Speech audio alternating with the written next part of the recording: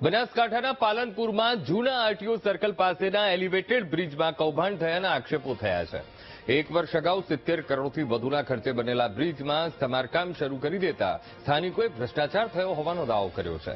Elevated bridge પર expansion જોઇન્ટમાં repairing કામગીરી શરૂ કરી દેવાઈ। માત્ર 1 વર્ષ જેટલા સમયમાં સમારકામની જરૂર પડતા આ બ્રિજ જર્જરિત થયો હોવાની આશંકા વ્યક્ત કરાઈ છે। જવાબદારોને પ્રશ્ન પૂછતા રૂટીન કામગીરી હોવાનો ઉડાઉ જવાબ આપ્યો। સ્થાનિકોએ પણ બ્રિજ પર ગાબડા પડી ગયા હોવાનો પણ આરોપ લગાવ્યો। આ બ્રિજ પરથી હજારો ગુજરાત અને રાજસ્થાનના વાહનો પસાર થાય છે અને સમારકામને લઈને બ્રિજ જર્જરિત થયો હોવાનો વાહન ચાલકોને ડર સતાવી રહ્યો છે। શું ખરેખર જર્જરિત બ્રિજને તંત્ર છુપાવવાનો પ્રયાસ કરી રહ્યું છે? આ સવાલ અહીંયા થઈ રહ્યો છે। અહીંયા હજી આ બ્રિજ બને હજી 1 જ વર્ષ પૂર્ણ થયું છે તો પણ હજી આ ખાડા બધા પડી ગયા છે, તો અમને અમારે કાયમી અપડાઉન કરવાનું રહે છે આ બ્રિજ ઉપરથી। તો સરકારને સત્વ નિવેદન કે જલ્દી આ બ્રિજનું રિપેરિંગ કરાવે અને એવી પાર્ટીઓને આ બ્રિજનું કામ આપે જેથી કોઈ કૌભાંડ ના આચરે। આ બ્રિજમાં ઘણું બધું કૌભાંડ થયું હશે, એ તો હવે સરકાર ભગવાન જ જાણે। આ જ્યારે બ્રિજનું ઓપનિંગ હતું એ દિવસે પણ આ સ્લેબ તૂટી ગયો હતો, અહીંયા આગળ 2 લોકો મૃત્યુ પામ્યા હતા।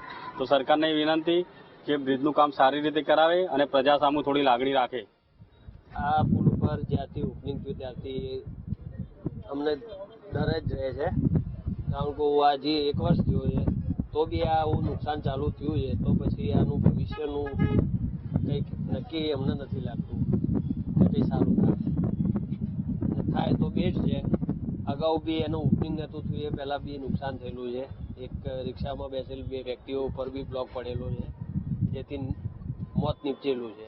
અત્યારે એ બ્રિજની એટલી ભયંકર પરિસ્થિતિ છે। બ્રિજને ઓપનિંગ થઈ અત્યારે 1 વર્ષ થયું છે। 1 વર્ષની અંદર અત્યારે બ્રિજની આવી પરિસ્થિતિ છે। જે તે ટાઈમે બ્રિજનો પેલી બાજુનો સ્લેબ પડ્યો ત્યારે 2 વ્યક્તિનું મૃત્યુ થયું છે અને અત્યારની આવી પરિસ્થિતિ ન ઉપર ચાલી શકાય કે ન અત્યારે નીચે ચાલી શકાય એવી પરિસ્થિતિ છે। તંત્રએ હજી આના ઉપર કોઈ ધ્યાન આપ્યું નથી। એજન્સી રાત્રે આવી અને ઉપરથી કામ કરી અને જતી રહી છે, નીચેથી અત્યારે એવી ને એવી પરિસ્થિતિ દેખાઈ રહી છે। તાત્કાલિક સરકાર જાગે અને આની નોંધ લે અને તાત્કાલિક આનું કોઈ નિરાકરણ લાવે। જ્યારે જે તે ટાઈમે જો નીચે કંઈ થશે, સ્લેબ પડશે કે બ્રિજ પડશે, તો ઉપરથી અને નીચેથી બંને જગ્યાએથી માણસોને અને દરેક જગ્યાએથી દરેકને તકલીફ થશે। જ્યારે આ પુલનું ઓપનિંગ થયું એના શોર્ટ ટાઈમ પહેલા જ મીડિયાની અંદર એક વિડીયો વાયરલ ફરતો હતો કે આ જ કોર્નરનો વિડીયો હતો અને એ વખતે તંત્રએ એવું કહ્યું હતું કે આ જોઈન્ટ માટે આ પોષણ માટે આ રીતની પરિસ્થિતિ કરવી પડે છે।